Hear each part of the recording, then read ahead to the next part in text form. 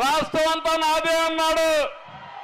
ఎక్కడున్నాడు తమ్ముళ్ళు? ఇప్పుడు అడ్రస్ గల్లంత అయిపోయింది. కొండేపిలో ఎవరో ఒక నామకుడు పెట్టారు.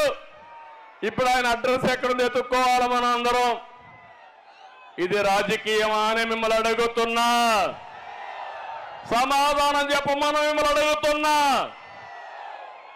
ఒక నాయకుడు చేసిన తప్పులకి ఆయన దగ్గరుండే ఎమ్మెల్యేలు బలిపశువులు చేశారు.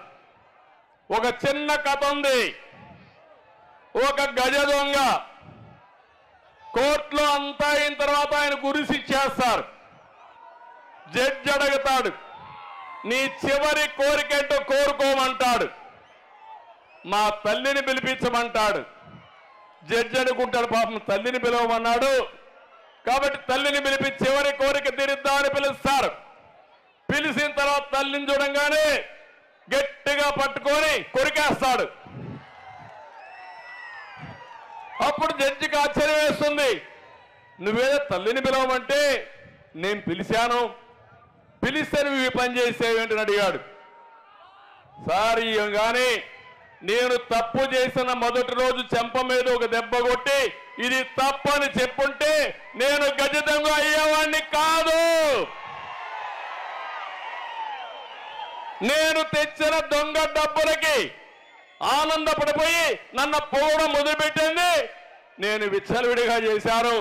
నా తప్పు చేసింది నా తప్పు కాదు, నా తల్లి ప్రోత్సహించింది కాబట్టి ఆవిడే నేరానికి కారణం అన్నాడు. అదే మరిగా తప్పులు చేసింది మీరు, తప్పులు చేయించింది మీరు, అవినీతి చేయించింది మీరు, వాటాల కోసం అందరినీ ఇష్టానుసారంగా వాడింది మీరు. నిన్న కూడా చూశారు ఒక ఎమ్మెల్యే ఈ జిల్లాలోనే నన్ను తిట్టాలంట, నన్ను పవన్ కళ్యాణ్ తిట్టాలంట. అంటే ఎంపీ సీటు కావాలంటే, ఎమ్మెల్యే సీటు కావాలంటే ఎంత సేవ చేశావని కాదు. చంద్రబాబుని ఎన్నిసార్లు తిట్టావు, ఎన్నిసార్లు బండబూతులు తిట్టావు, లోకేష్ ఎంత తిట్టావు, పవన్ కళ్యాణ్ ఎంత తిట్టావు. దానిపైన సీట్లు ఇచ్చే పరిస్థితి వస్తే ఇంకా ఈ రాష్ట్రం ఏమవుతుందో మీరే ఆలోచించమని మిమ్మల్ని కోరుతున్నా.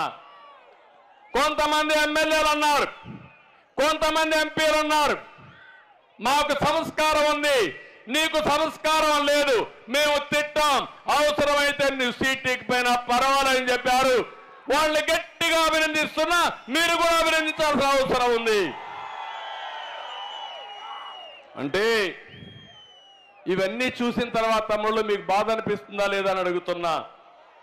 ఎలాంటి సంస్కృతి ఇది అంటే, నన్ను మా మిస్సెస్ని అసెంబ్లీ సాక్షిగా తిడితే, బూతులు తిడితే వీళ్ళు పెద్ద నాయకులు అయిపోతారా అని నేను అడుగుతున్నా. నా జీవితంలో ఎప్పుడూ బాధపడలా, ఒక్కరోజే నేను బాధపడ్డా.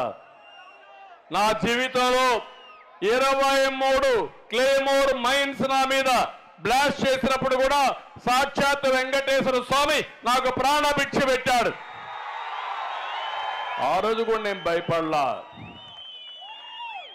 నేను చేశాను ఒక మంచి పని, ప్రజల కోసం బతికాను.